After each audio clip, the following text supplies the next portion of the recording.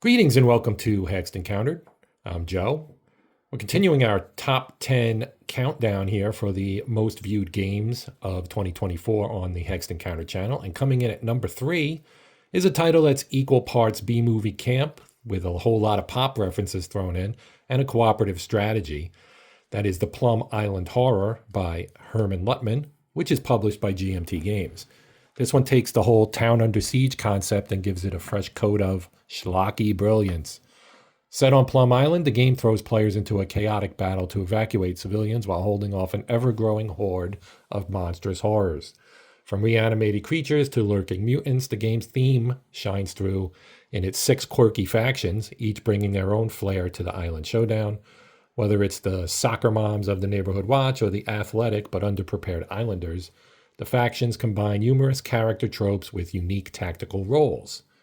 The gameplay focuses on 6 lanes of conflict. They're interconnected and encourage players to strategically coordinate movement across key bridges, crossroads, and use vehicles such as boats and helicopters, creating a dynamic flow of decision making.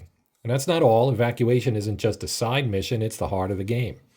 Players must balance holding the line against the horrors while rescuing enough civilians to prevent total disaster. It's a tightrope walk that ramps up the pressure early on, though some have noted that the tension maybe can wane as objectives are met ahead of schedule. Once you've secured the evacuation routes and bottlenecked the horrors, there's a tendency for the action to peter out a bit. That said, it's campy humor, pop culture references, colorful characters, and thematic flair more than make up for these occasional pacing issues. So if you enjoy cooperative games with personality, and this one also has a solo mode, the Plum Island Horror is worth checking out. It's fun, strategic, and full of memorable moments. Sure, it might not be the most punishing or challenging game out there, but for those who prefer a mix of tactics and storytelling, this is a really solid pick. So that's number 3 on our list. Stay tuned to see which games made it into the top 2. Until then, keep rolling those dice and dodging those horrors.